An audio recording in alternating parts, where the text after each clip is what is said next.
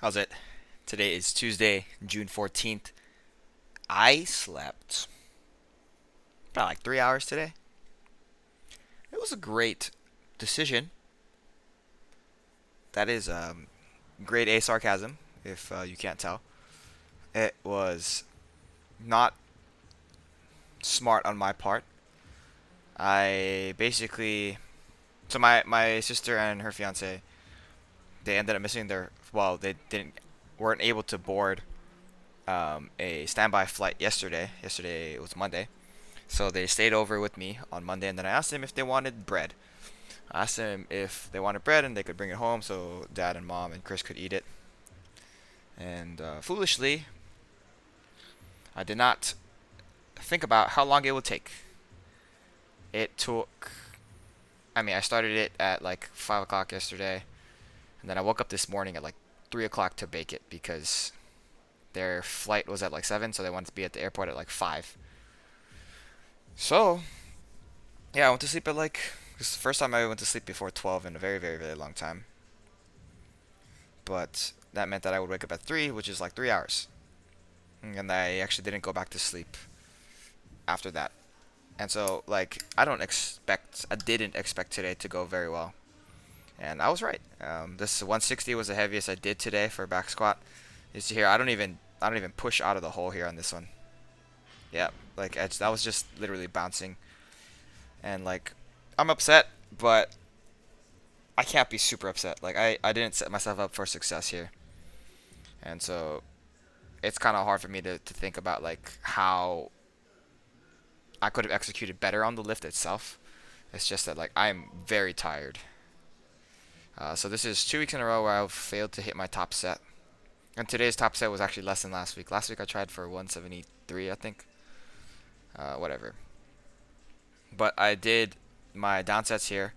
I am really, really focusing on bracing my core and my trunk and then descending fairly slowly. I think it's helping a lot. I feel like as far as everything goes, it's getting better technique wise.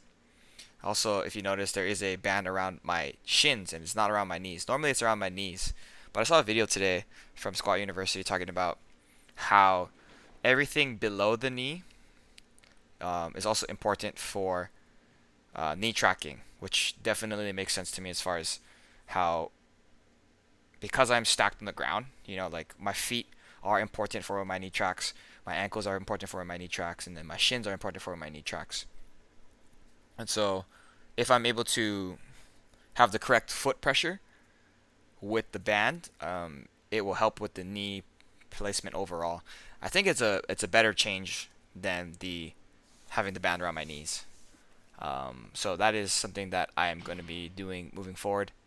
I don't know if it's a good idea, like as far as training progress goes, but I think it's a good idea overall for the long run. Like quality of movement is going to be elevated for sure because of that.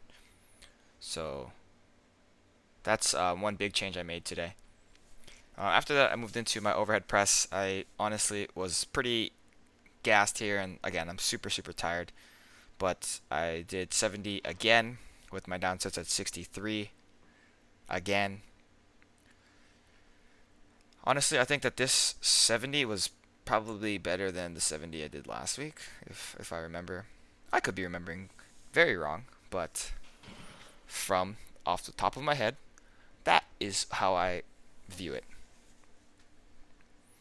And then after that, I do just the two exercises for accessories. So I do dips and then my back extensions. I did not do my suitcase carries because I wanted to go to sleep. I was just so tired, so gassed. That is normally not how I view accessories, at least in the last couple weeks. But this one was one where I needed to be like, yeah, I gotta cut my losses where I can and make a smart decision. So I think it was okay for me to do that here, just because, again, 3 hours of sleep, not good at all. But that's it for today. Thank you for watching. Shoots.